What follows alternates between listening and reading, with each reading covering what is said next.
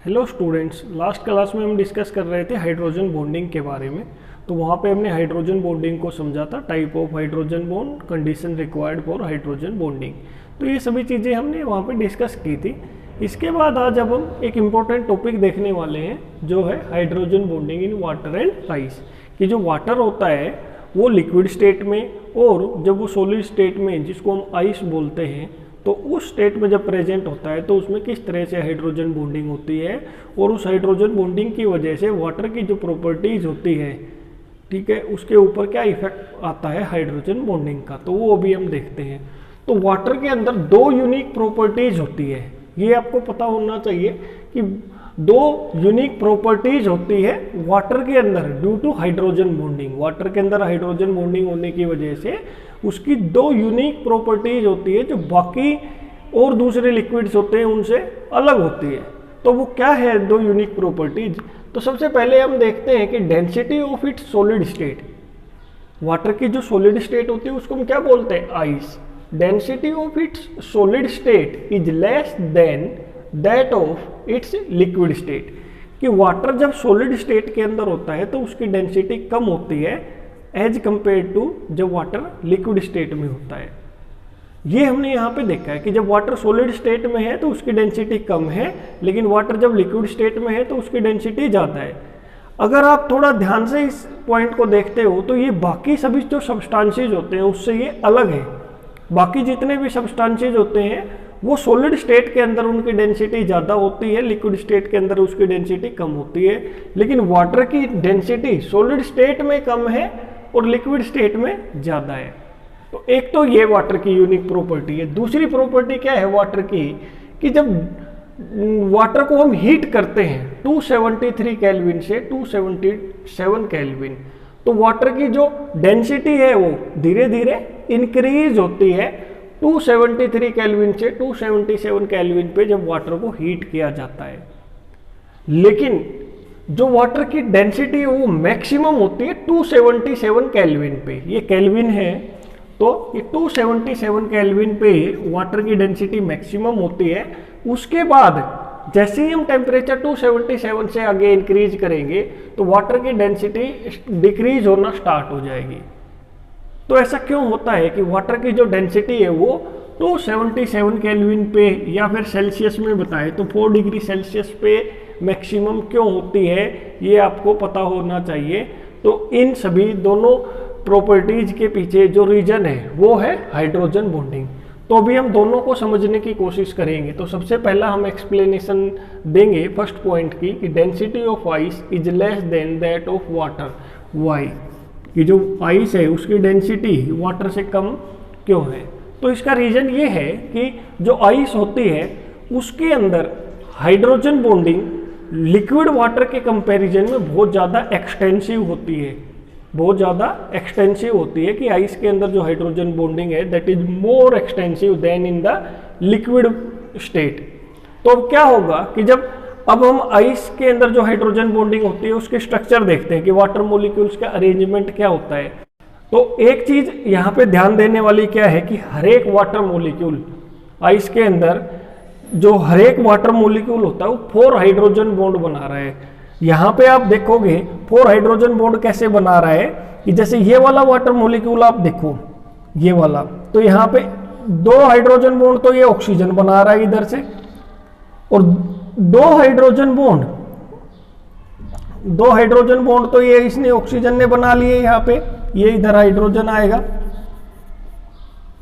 2 hydrogen bond तो ये oxygen ने इधर बना लिए हैं, ठीक है। और 2 हाइड्रोजन बॉन्ड ये जो वाटर के जो 2 हाइड्रोजन थे इन्होंने आगे बना रखे हैं। तो हर एक वाटर मॉलिक्यूल 4 हाइड्रोजन बॉन्ड बना रहा है, 2 ऑक्सीजन के थ्रू और 2 अपने हाइड्रोजन के थ्रू। तो अब क्या होगा कि वाटर का एक मॉलिक्यूल 4 हाइड्रोजन बॉन्ड बना रहा है। तो जब हम आइस के अंदर जो हाइड्रोजन बॉन्डिंग है, वाटर मॉलिक्यूल्स का अरेंजमेंट है, उसको देखते हैं तो क्या पता चलता है कि आइस के अंदर वाटर मॉलिक्यूल्स में हाइड्रोजन बॉन्डिंग होने की वजह से ये जो बीच में स्पेस है वो वैकेंट रह जाते हैं। ये स्पेस क्या है यहाँ पे? वैकेंट। यहाँ पे ये देख पा रहे हो आप, ये हाइड्रोजन बॉन्डिंग हो रही है इधर इधर से, ये स्पेस क्या रह गया? पूरा वैकेंट। इधर भी ये क्या है, वैकेंट। तो आइस के अंदर जिस तरीके से हाइड्रोजन बॉन्डिंग होती है उसकी वजह से आइस के अंदर वैकेंट स्पेसीज क्रिएट हो जाते हैं। आइस के अंदर ये क्या है, वैकेंट स्पेसीज है। ऐसे पूरा हम स्ट्रक्चर देखेंगे तो बहुत सारे ऐसे वैकेंट स्पेस क्रिएट हो जाते हैं। अब क्या होगा कि हमने ये देखा है कि आइस में हाइड्रोजन बॉन्डिंग ज़्यादा होती है और हाइड्रोजन बॉन्डिंग होने की वजह से आइस की जो स्ट्रक्चर होती है उसमें वैकेंट स्पेस होता है। अब जब हम आइस को मेल्ट करेंगे, ऑन मेल्टिंग ऑफ आइस, जब आइस को मेल्ट करेंगे तो ये हाइड्रोजन बॉन्ड ब्रेक होना शुरू हो जाएंगे।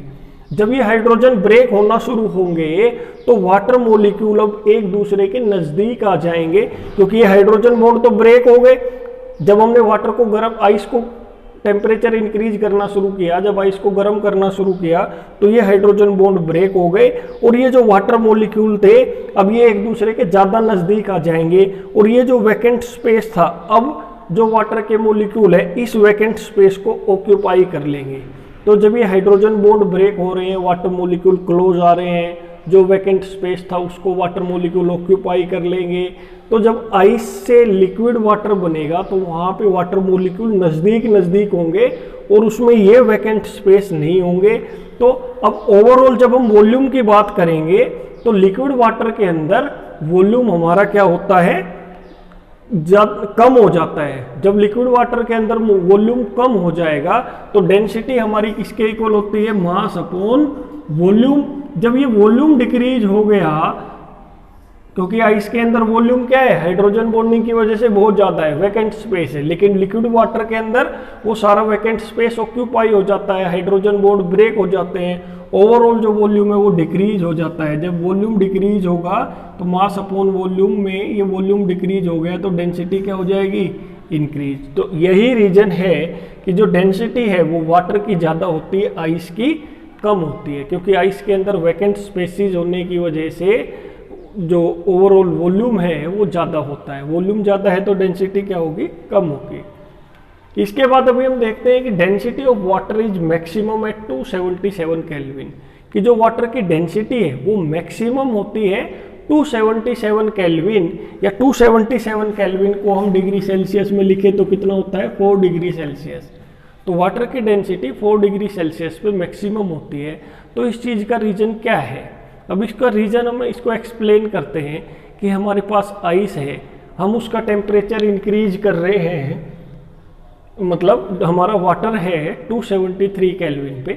तो जब हम वाटर को हीट करना स्टार्ट करते हैं 273 से 277 केल्विन, यहाँ जब इसको 270 वाटर को 273 केल्विन से 277 केल्विन पे जब हम हीट करेंगे तो वाटर के अंदर जो हाइड्रोजन बॉन्ड्स होंगे वो ब्रेक हो जाएंगे। वाटर के अंदर जब हाइड्रोजन बॉन्ड्स होंगे वो ब्रेक हो जाएंगे और वाटर के जो मॉलिक्यूल है वो एक दूसरे के नज़दीक आ जाएंगे। अब जब वाटर के मॉलिक्यूल नज़दीक आ रहे हैं तो वाटर का जो वॉल्यूम है वो कम हो रहा है। वाटर के अंदर क्या हो रही है, कॉन्ट्रैक्शन, क्योंकि वाटर के मॉलिक्यूल एक दूसरे के नज़दीक आ रहे हैं जब उसको हम हीट कर रहे हैं 273 केल्विन से 277 केल्विन। तो एक तो ये पॉइंट हमने देखा, लेकिन एक प्रॉपर्टी और होती है सब्सटेंस की। जब भी किसी सब्सटेंस को हीट किया जाता है तो उसके अंदर थर्मल एक्सपेंशन होता है। टेम्परेचर जब हम इंक्रीज करते हैं तो कोई भी जो सब्सटेंस है वो एक्सपेंड होता है। तो यहाँ पे दोनों अपोजिट डायरेक्शन में काम कर रहे हैं फैक्टर। जब हम वाटर को हीट कर रहे हैं 273 से 277 केल्विन पे तो हाइड्रोजन बॉन्ड ब्रेक होने की वजह से वाटर मॉलिक्यूल नज़दीक आ रहे हैं, लेकिन टेम्परेचर इंक्रीज होने की वजह से वाटर का जो वॉल्यूम है वो इंक्रीज हो रहा है। तो दोनों अपोजिट डायरेक्शन में काम कर रहे हैं फैक्टर। लेकिन क्या होता है कि जब 273 केल्विन से 277 केल्विन तक हम जब हीट करते हैं वाटर को तो ये जो कंप्रेस होने वाला जो फैक्टर है ये ज़्यादा डोमिनेट करता है एक्सपेंड होने वाले फैक्टर से। तो इसीलिए जब वाटर को हीट किया जाता है 273 केल्विन से 277 केल्विन तक तो वाटर के अंदर कॉन्ट्रैक्शन ज़्यादा होती है, वाटर का वॉल्यूम डिक्रीज होता है। तो जब वाटर का वॉल्यूम डिक्रीज होगा, जब वाटर को 273 से लगातार 277 केल्विन तक हीट करेंगे तो there is continuous decrease in the volume of water. तो वाटर के वॉल्यूम में कॉन्टिन्यूअसली डिक्रीज होगा 273 273 केल्विन से 277 केल्विन तक। अब जब वाटर का वॉल्यूम डिक्रीज हो रहा है तो डेंसिटी क्या होगी, इंक्रीज। जब तो इसीलिए there is continuous increase in the density of water, तो इसलिए वाटर की डेंसिटी में कॉन्टिन्यूअस इंक्रीज होगा जब हम वाटर को 273 केल्विन से 277 केल्विन पे हीट करेंगे। अब क्या होता है, जब हमारा टेम्परेचर 277 केल्विन तक आ गया है, तो ये तो हमने देख लिया, लेकिन जब टेम्परेचर 277 केल्विन से इंक्रीज करेंगे तो अब क्या होगा, जितने हाइड्रोजन बॉन्ड ब्रेक होने थे वो ब्रेक हो चुके हैं। अब टेम्परेचर इंक्रीज करने से कॉन्ट्रैक्शन तो नहीं होगा लेकिन एक्सपेंशन होना स्टार्ट हो जाएगा। तो मतलब वॉल्यूम वाटर का डिक्रीज नहीं होगा, अब इंक्रीज होना स्टार्ट हो जाएगा ड्यू टू थर्मल एक्सपेंशन, जब हम टेम्परेचर को इंक्रीज करेंगे 277 केल्विन से ज़्यादा। तो जब हम टेम्परेचर इंक्रीज करेंगे तो वाटर का जो वॉल्यूम है 277 केल्विन के बाद जब टेम्परेचर इंक्रीज किया जाएगा तो वाटर का वॉल्यूम गोज ऑन इंक्रीजिंग। अब वाटर का वॉल्यूम इंक्रीज होने लग जाएगा तो डेंसिटी क्या हो जाएगी, goes on decreasing with rise in temperature. तो वाटर की जो डेंसिटी है मैक्सिमम वो कितने पे आएगी, 277 केल्विन पे, क्योंकि वाटर का जो सबसे कम वॉल्यूम है वो 277 केल्विन पे है। जब वाटर को 273 से 277 केल्विन पे हम हीट करते हैं तो नेट रिजल्ट हमारा जो होता है वो वॉल्यूम में डिक्रीज होना होता है, लेकिन 277 के बाद हमारा जो एक्सपेंशन वाला फैक्टर है वो डोमिनेट कर जाता है कॉन्ट्रैक्शन वाले फैक्टर को, इसीलिए जो नेट रिजल्ट होता है वॉल्यूम में वो इंक्रीज होता है। तो जब वॉल्यूम इंक्रीज होगा तो डेंसिटी डिक्रीज होगी, लेकिन 273 से 277 केल्विन तक जब हम टेम्परेचर इंक्रीज करते हैं तो वॉल्यूम डिक्रीज होता है। तो ये रीजन है कि जो वाटर की डेंसिटी है वो मैक्सिमम कितने पे होती है, 4 डिग्री सेल्सियस, केल्विन में उसको बताएं तो 277 केल्विन पे। तो ये हमने दोनों यूनिक जो फीचर होते हैं, यूनिक प्रॉपर्टीज होती है वाटर की, उसको हमने यहाँ पे एक्सप्लेन किया है।